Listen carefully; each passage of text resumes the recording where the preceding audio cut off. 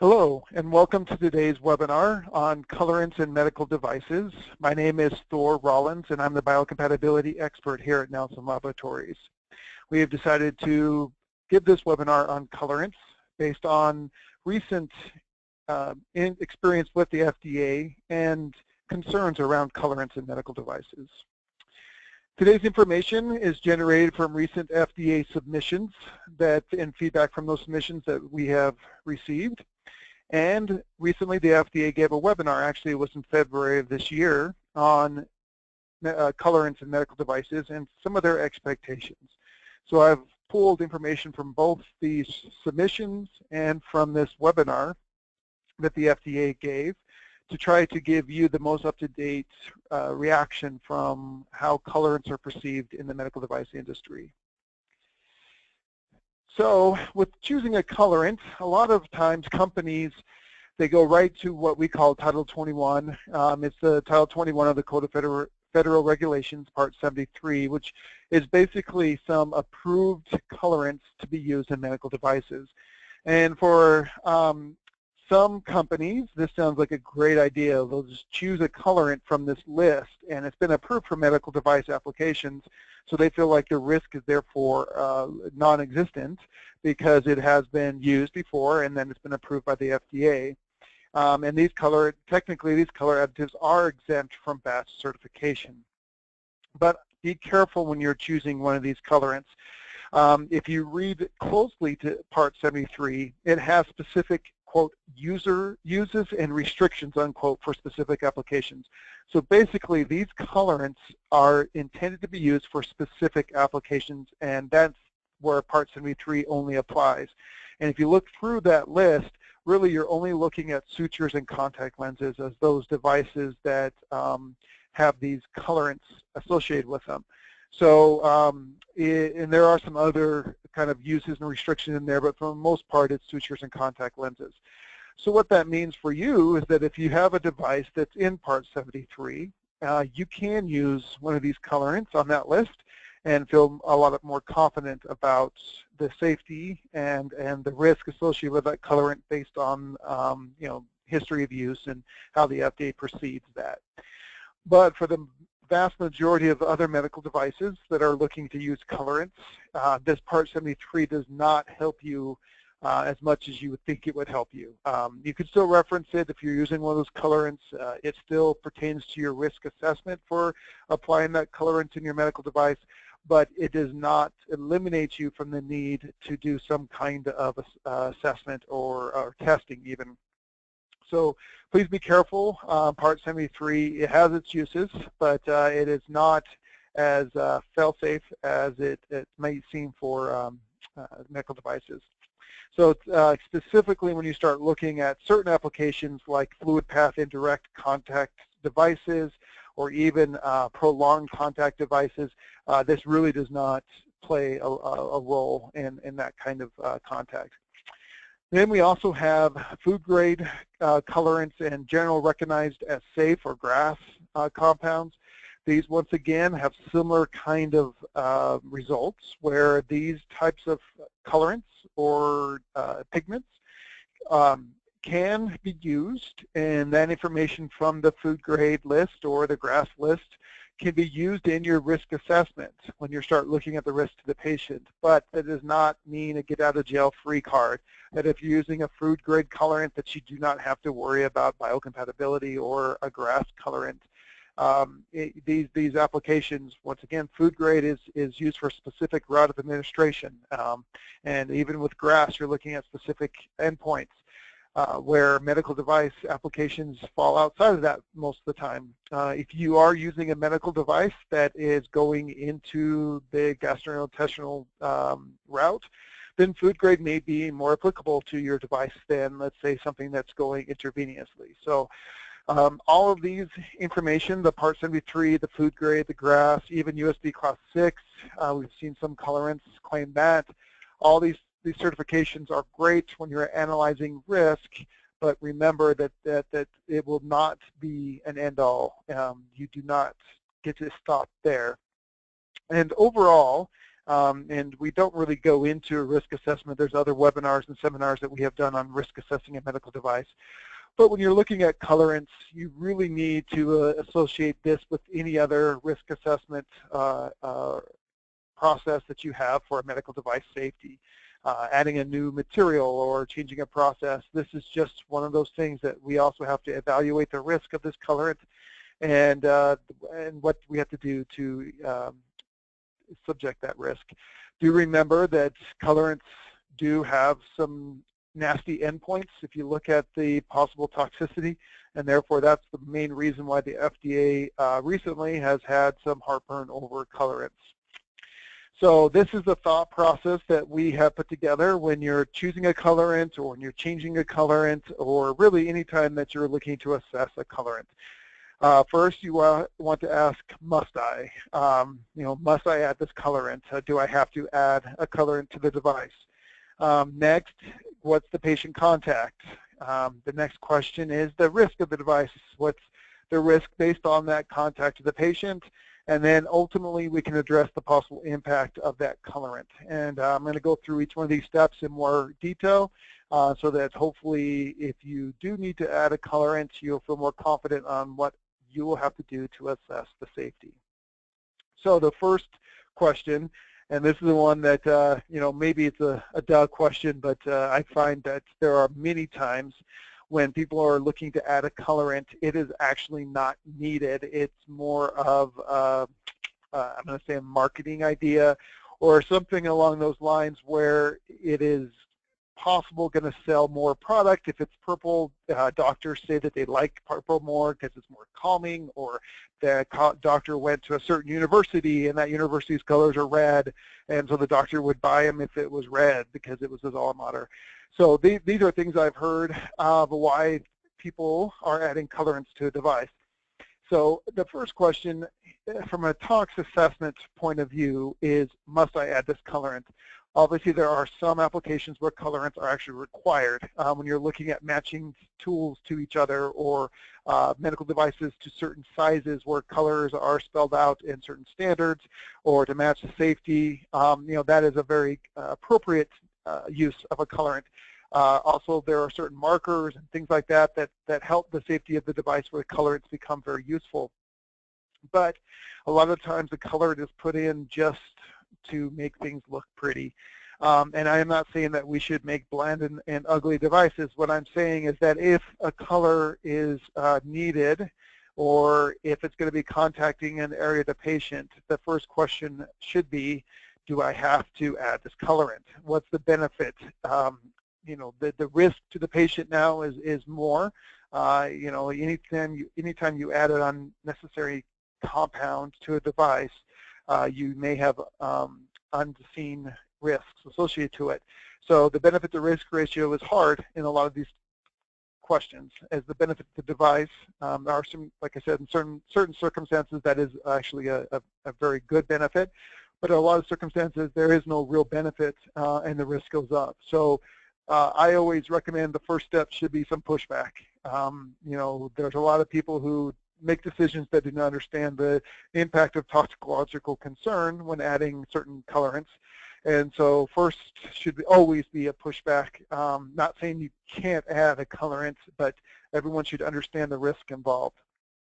The next has to be the contact to the patient. And so you can add colors to portions of the device do not contact the patient or the clinician, and not have any or very little risk associated with that ad. The latest FDA guidance document did add some evaluation for clinician contact. So just remember that when you're looking at adding a color to a handle, you have to assess if that handle is going to be in contact with the skin of the clinician, or will that clinician be gloved or protected. So even adding color to a handle could have potential impact to the safety depending on the use of the device. So first off, does that colorant have patient contact? Honestly, very few times do we see colorants add to patient contacting portions, but there are possibilities of having it indirectly in contact. So that means gas or fluid pass. This is probably one of the most common types of color contact. is when it's in like a fluid path or in a gas path. And then it's a possibility, even though that's not directly contacting the patient, there may be fluid or gases that would flow through that colorant, leach compounds from that colorant, and then deliver it to the patient. And you could have bleeding effect. We've seen this before with inserts into packaging like IFUs, where the IFU itself or the material, the package insert, is not in contact with the patient at all. In fact, it's not even on the device. But because there's moisture present in the sterilization process, we'll see leaching or bleeding of that colorant from the insert onto the device. So you really should evaluate any colorant and the impact where it could bleed. Once again, we want to look at worst case or possible cases, not ridiculous cases. I think we can all come up with ridiculous cases where colorant can get on our devices. But really want to look at worst case possible that we could see that impact. So in the nutshell, if it has no patient contact and there's no possibility of indirect contact either with the clinician or the patient and there's no bleeding effect, then basically ISO 10993 does not apply, even to a colorant. The table, the flowchart 1 in ISO 10993-1 is a very clear destination, and the very first question is, does it have direct or indirect contact? If you say it does not, then it says ISO 10993 does not apply, and that's also the case for colorants. The next type of contact to the patient is limited contact, less than 24 hours. And honestly, this is the majority of the colorants we do see, handles on surgical tools or even the surgical tools themselves and things like that.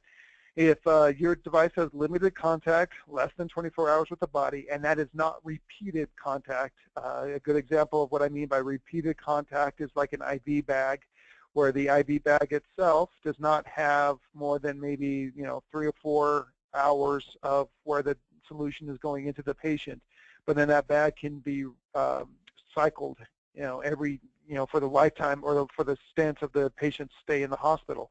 So you have to add up total contact time from those devices. But if that device contact time is less than 24 hours, the FDA webinar has instructed us to examine the biocompatibility extracts.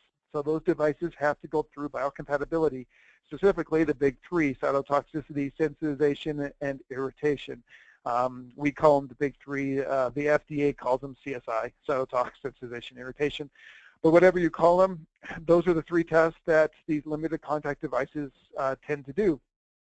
So while doing those extracts in those biocompatibility tests, if those extracts are clear and free of particulates, so you don't see a color change or there's no particulates floating in the extracts, then the FDA is fine with the impact of that color in a limited contact time.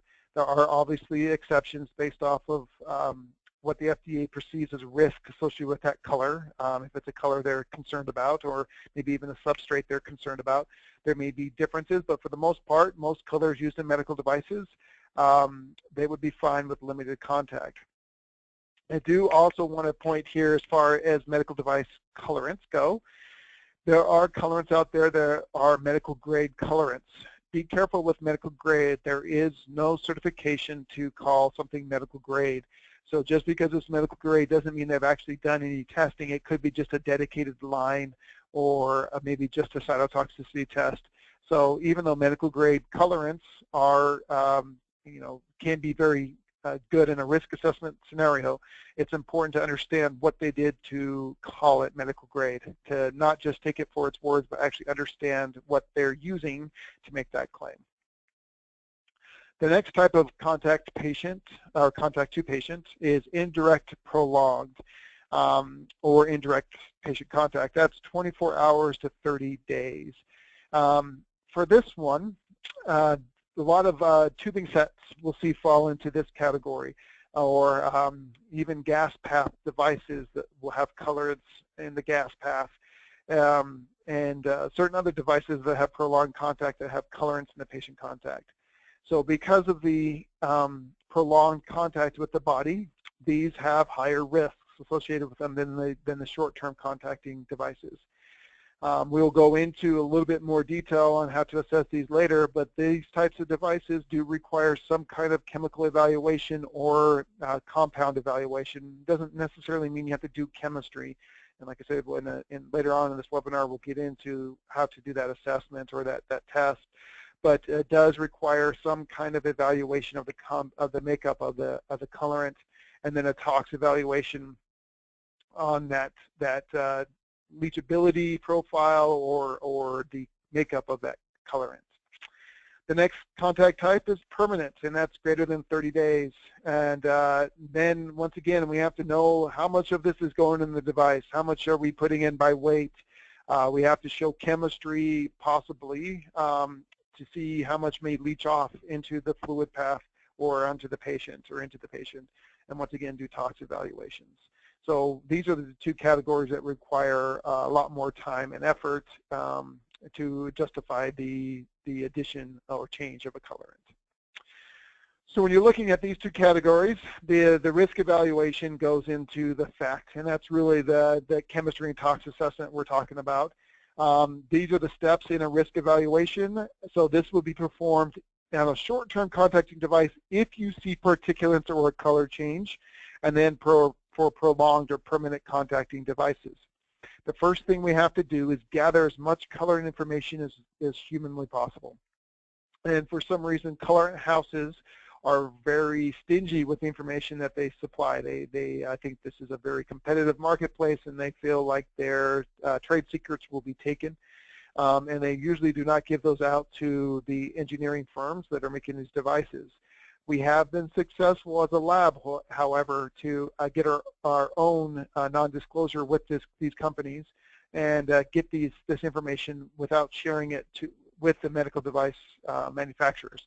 I think, and rightly so, they feel like us as lab personnel wouldn't really be able to do anything with the information given, and I think that's pretty much the case. I think we use it to make our assessments, but would probably be very limited in making colorants. So we have been successful in getting information if you cannot, but the amount of information we get really impacts the success of acceptance of this colorant and the benefit of this assessment.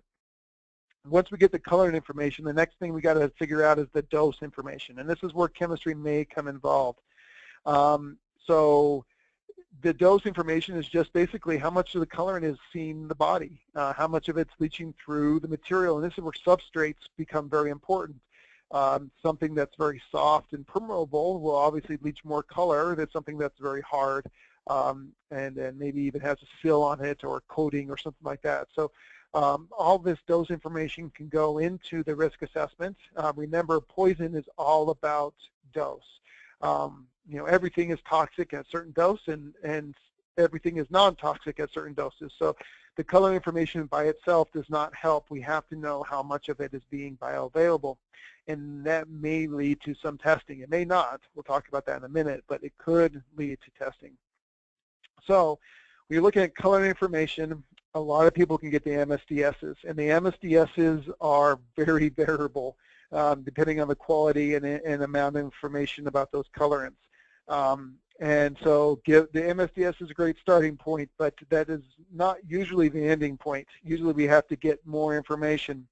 One thing that we always look for in a colorant is there a metal component? A lot of pigments and colorants do have metal components associated with them. And when we get to the testing, I'll tell you why that's important.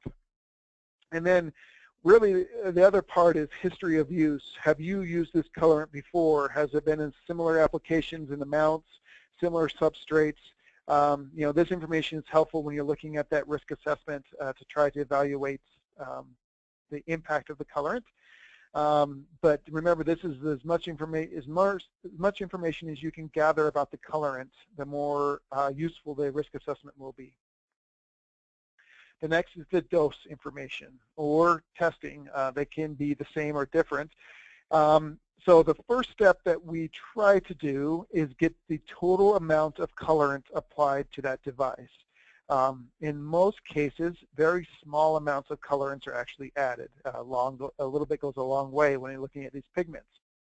So one way we've been able to be successful getting out of testing altogether is we'll do a tox assessment, and we'll evaluate if all of that colorant came off. So if that colorant leached immediately into the body, all of it, so it completely removed itself from the polymer and became bioavailable, is it still safe? So we'll take that, what the ingredients of the colorants are and the proportions of them in that colorant, and we'll say, okay, you added 1 milligram of this colorant to the device. So if all that came off, how much micrograms would be in each one of these percentages or components of the colorant, and apply that to a safety, a tox assessment. In this case, if we can say that, then no testing is needed, because the worst case is if all that colorant comes off. This has been a very successful approach. The only two exceptions is if it's not safe, if it's all bioavailable. And there are some cases where the FDA still likes to see chemistry testing. It has to do with maybe some interactions or things like that. But for the most part, we've been very successful in this approach. Let's just say, for argument's sake, that when we do that initial assessment, if all the color came off, that colorant is not safe. And so we're just basically saying that this whole thing leached into your body right away, it would not, we could not call it safe. Well, we all know that's not going to happen. Most of these colorants are pretty embedded and sealed into these polymers, and so they would definitely not leach all at the same time. But that means that we have to figure out how much of it does leach, and that's where we go to the extractable leachable testing. Now, chemistry, it's not CSI. I wish it was like CSI, where we had one little box that we would put the colorant in, or the device in, and push some buttons, and it would tell us exactly how much colorant's coming off and where you bought it and all that stuff. That's not feasible in real life. We have to, chemistry, and I always give this example, is kind of like going into a dark room and to look for objects. If I was sent into a dark room with a pin flashlight and not told what I was looking for, it would be very difficult for me to find that specific object. But if I was going in with a big old spotlight and it told exactly what I was looking for in that room, I'd have a much more high success rate of finding that object. And that's the exact same thing as chemistry. So us going in and not really knowing what we're looking for in the colorant and just trying to maybe find a difference in leachables or some kind of clue on what the colorant is a lot harder than if we go in with a specific component we're looking for, or multiple components we're looking for. And this goes back to that metal. We talked about how most colorants, or a lot of colorants, have a metal component associated with it. If it does, and we can look at the chemicals and kind of know their leachable profiles are similar by their compound shape, then we can actually look for that specific metal. For example, if that metal has or that colorant has copper in it, then we can do an ICP-MS looking for copper, and we can do an extraction looking for that color. We can use an aggressive solvent to try to get as much of it off, or another proponent or component in there. If there's no colorant, there are other ones we can look for, and we can, once again, extract it at high temperatures with aggressive solvents, really trying to get as much of that colorant off as possible, and then looking for that one component or that one compound. Then we can apply that leachable to the same percentages of the colorant themselves to give us an idea of exactly, worst case, how much colorant is coming off of this device. That way, we can actually look at the leachable profile, and it's actually kind of an extractable profile because we're using aggressive solvents in times. But we're really, worst case, how much colorant could come off under the most exaggerated conditions possible. And usually, these colorants don't extract off very highly. Because they're, like I said, embedded into plastics or polymers or things like that. So for the most part, once we get this, we see very low amounts of colorant, and the tox assessment can be quite favorable. So going into the tox assessment, once we know what the colorant is and how much is coming off, or what's the dose, the next step is to interpret the risk of that colorant. So we use ISO 10993-17 a lot for this type of assessment. There are certain things that will be soon part of -17 that will help us apply it. So the first thing is something called a threshold of toxicological concern, or the TTC. You'll see this in the ICH M7 guideline right now. And the ISO, we're actually close to releasing our own version of this TTC concept. Basically, this is a threshold or limit where below that, there are certain compounds that are not on that list or that are excluded from the TTC, but the majority of the compounds, if they're below that limit, they're considered to be safe. So what that means is we can look at what's coming off your device, off your colorant from the device, and if it's below that threshold, then right away we don't have as much concern with that colorant as if it's above that TTC. One of the TTC has different limits depending on contact type, but the most conservative is 1.5 micrograms per day. So that's the TTC threshold that we can apply to evaluate the concern of that colorant. The toxicological risk also tries to understand the risk to the patient, and how we do that is we perform a TI or TE evaluation. Basically what this means is that we take the amount of compound coming off, let's say it's above the threshold of that concern, then we apply some safety factors to that amount and compare it to what has been safe in the history of that compound. So we'll go through published literature, other animal studies on that compound. Then we apply the safety factors to that amount, and that gives us a TI, a tolerable intake, and then we compare that TI to the amount coming off your device, and we get a margin of safety.